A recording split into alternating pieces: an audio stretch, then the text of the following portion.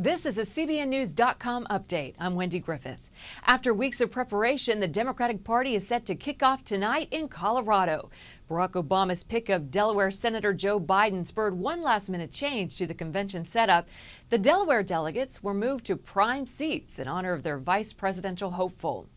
Meanwhile, Michelle Obama is set to speak tonight and give more insight into her husband. The convention's theme is unity. So, Hillary Rodham Clinton is expected to release her pledged delegates and hand them back to Obama. But not everyone is on board with that idea. CBN News senior national correspondent David Brody has the latest on the convention in the Brody File. Hi everybody, David Brody at the Pepsi Center at the Democratic National Convention. Michelle Obama at the podium this morning, not giving that speech, but getting ready for the speech. The convention preps are clearly underway. She's just going through some of the motions to make sure she is all set for tonight. That's the big speech where she will go through Barack Obama's biography and basically say, this is an all-American guy. You can trust Barack Obama. We'll see tonight how it plays here in Denver among the delegates at the Pepsi Center. David Brody, CBNNews.com.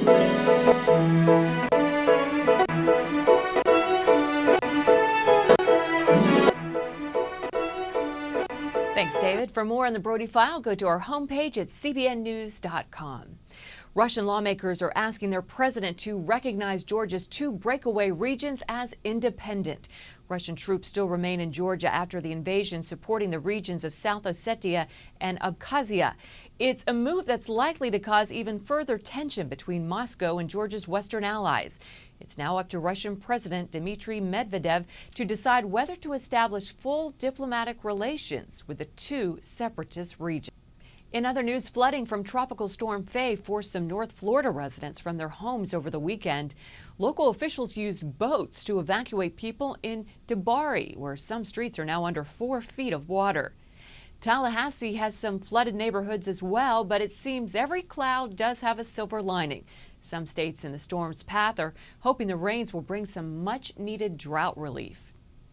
And finally, a yearly event in Lackawanna County, Pennsylvania is taking on a presidential flair. People who enjoy getting all turned around in a maze of corn are in for a real treat. From the ground, the stalks of corn are 11 feet tall, and there's no clue that the maze is political. But from a bird's eye view, you can clearly see Obama and McCain duking it out.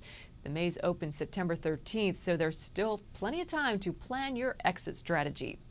Well, coming up later today on CBN's NEWSWATCH, the latest on the Democratic Convention in Denver, Colorado, plus why some say there is a disconnect between people of faith and the Democratic Party. See how party leaders plan to bridge the gap. Check your local listings or watch the newscast streamed right here online at 4 p.m. Eastern. For more news around the world 24/7, stay with CBNNews.com.